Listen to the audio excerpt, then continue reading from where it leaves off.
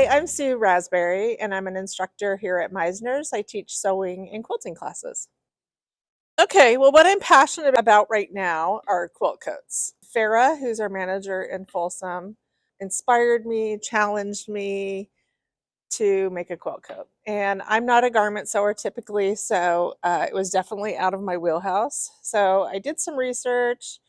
I probably combined 3 or 4 different ways to make a quilt coat, kind of came up with my own way, and then taught a class earlier this year. This is one of the quilt coats that I made. I call this one my hometown jacket because I made it out of a thrifted log cabin quilt, and then I lined parts of it behind the collar and on the cuffs with pine cones, which reminds me of my hometown, McCall, Idaho. And the one that started it, actually, when she challenged me to do it, I used a quilt that I didn't really cherish, just one I found in some stuff that had come from my mother-in-law's apartment. So I thought, well, if it doesn't really work out, I haven't run into really nice quilts, I felt. But then when it did work out, it's a hoodie. It felt a little blah to me because it's just kind of very neutral tones. So I decided to tat it up with some tattoo fabric that I've collected. I love tattoo art. Don't have any tattoos, but love tattoo art. And so you'll see on the sleeves and on the back, I appliqued some tattoo fabric on there. Then when I was back in Missouri at a quilt retreat, I found a couple of old quilts that are over 100 years old. And so while I was at that retreat, I stayed up late one night and made this one. And I just love it so much because the maker's stitches are just so tiny. You can see she used different red fabrics because they've aged so differently. I did need to cover up the binding because it was so damaged. So I got some wide back fabric that I cut from that and appliqued it. And then I also, from the same person that I bought this quilt from, I bought this quilt from the late 1800s. Personally, I only feel like you should cut up a quilt if it's really damaged. And this one's super damaged. So I have not figured out how I'm going to make this one into a quilt yet, but I think I can harvest enough fabric out of it for a quilt, or at least the back of a denim jacket or something. But I did use it for the pockets here so that if it doesn't become a quilt coat, at least it came from the same family and from the same place in Hamilton, Missouri. And so I put the pockets on out of this blue quilt. Quilts then, just like these, even they would have had treadle machines at the time this quilt was made. This quilt is pieced by hand and also hand quilted. So, but that was just like that time. That's what they did, right? So, and this one was probably purchased fabric because it's just red and white. The blue one has lots of different blues. So potentially this was old clothing that was made. I mean, I would say the white was probably not because there's so much of it, but the blues are all different. So these might have been old shirts or old dresses or something made into this, but who knows? We'll never know. I have not made a quilt coat yet for someone else. I definitely will do that in the future. Maybe for my sister. I don't know. I'll have to ask her if she wants one. But so far, I've just been making them for myself because I was teaching a class, so I needed to try a lot of different options. So the first one was a hoodie with a zipper on the front. This one I just left open with this shawl collar. Then I decided to do this one with this type of collar and just a button closure. It crosses over in the front and a button closure. So I'm just trying different closure options, different hoods, different collars. This one I was going to do a really big collar, but then it looked comical. So I cut it down to just, I wanted to include that fabric. So not yet on the quilt coats, but definitely on quilts. I definitely make quilts to give to other people and bags and things. You know, when you're an instructor, you do find that you find yourself making more samples for things, and then you don't maybe have enough time to make objects for other people. But now that I'm getting to a point where I'm kind of specializing in a few classes and have my samples done, I'm starting to kind of branch out and make more things for more people. But I also travel with my sewing machine. So if we go on a cruise, my sewing machine goes with us, and I sew in our cabin, which when you when I take stuff out, like if my husband's up above sitting by the pool or whatever, and there's a table up there, I'll take my quilt blocks up there to square them up or whatever. When you're doing that, a lot of people come over and, oh, is this a sewing cruise? They're super excited.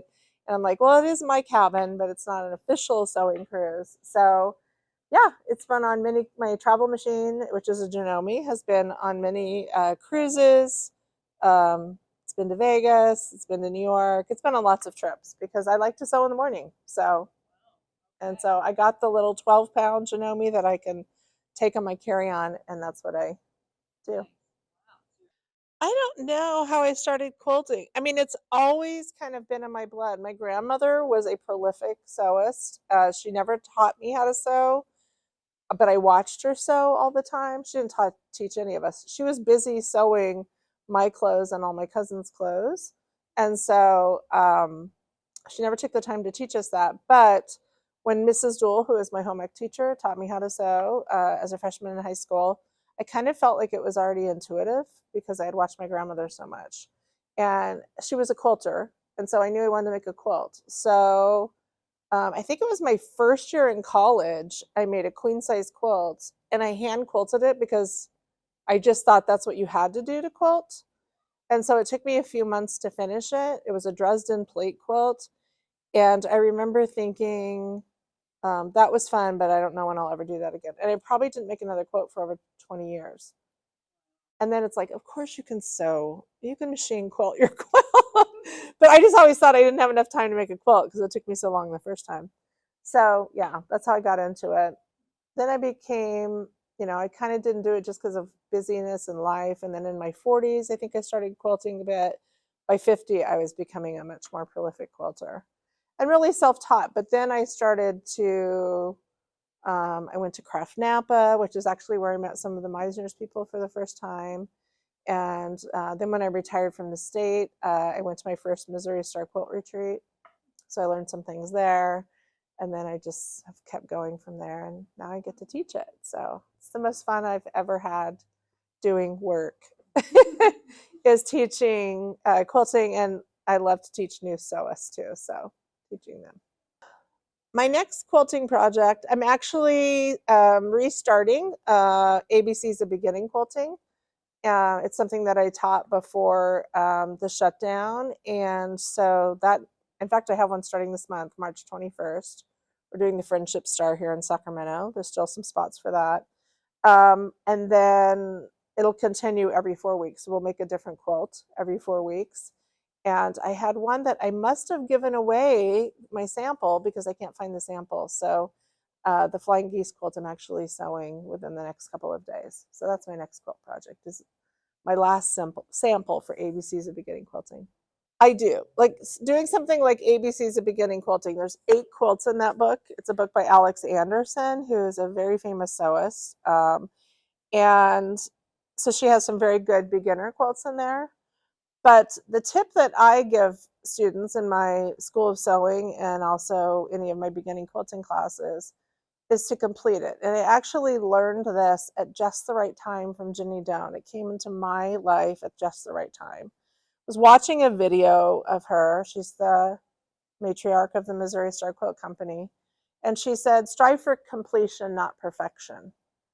And I needed to hear that because she said, get it done and then move on to the next project. Finish it and move on to the next project. Because with each project, you're going to learn something.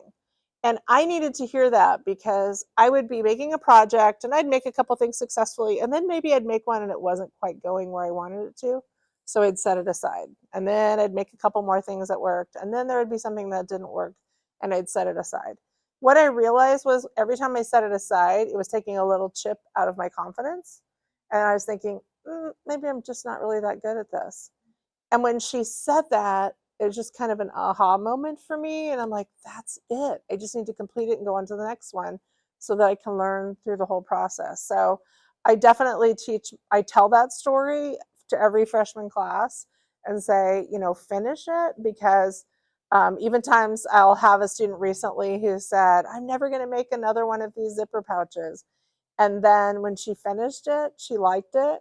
And I said, I'm really proud of you for the tenacity the next week. And she goes, look, I have it. And she had her stuff in there. And so through the process, she wasn't enjoying it. And then she shared she had actually went home and made another one so she could have success. She was just kind of struggling that day. And so that was, that's that Jenny Doan philosophy of uh, completion, not perfection. Finish it, move on to the next one. I had an opportunity to tell that in October. I almost broke out into tears because it just made such a difference in building my sewing confidence. So that's what I want for everyone and for you too. Yeah. And it doesn't have to be, don't procrastinate like I've done where I've like, oh, this person's having their wedding on Saturday and it's Monday. I better start the quilt. Try not to do that. Give yourself some time. So it's not a race, but definitely finish it because when you don't, I think it just kind of erodes your confidence a little bit. And make sure you have the right tools. I thought it was before I worked here, the first time I went on a quilt retreat, I thought I had a really nice machine. And when I went to the retreat, I didn't take my machine. They had machines for us, and they had a baby lock. I don't remember which baby lock it was, but it was a nice machine. Like a Soprano Presto 2. So, and all of a sudden, I'm like, oh my gosh, I'm such a better sewist. And I'm like, well, nothing changed in me on my flight here. It's the equipment. It pays to have good equipment. And even if you don't, you don't have to have the budget for the biggest machine, but you can step up. And I always say to people, step in, even if you have to push yourself a little bit so you have something to grow into. Because it kind of breaks my heart when I'm teaching people about their new machine and they feel like they've already outgrown it because they went for the most basic machine. And then they look around and they're like, oh, I wish I'd gotten that machine or that machine or that machine. So try to reach a little bit to that next step up, but it gives you something to grow into to learn. My Bernina 740, it's like how they say you only use a small percentage of your brain.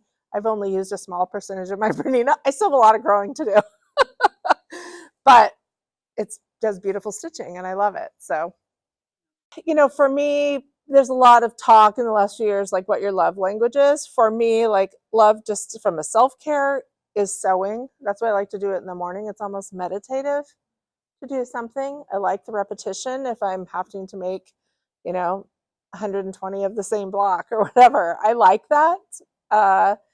And so that kind of self-care, but also the love language of making for something and giving it to someone, and just their reaction is out of this world.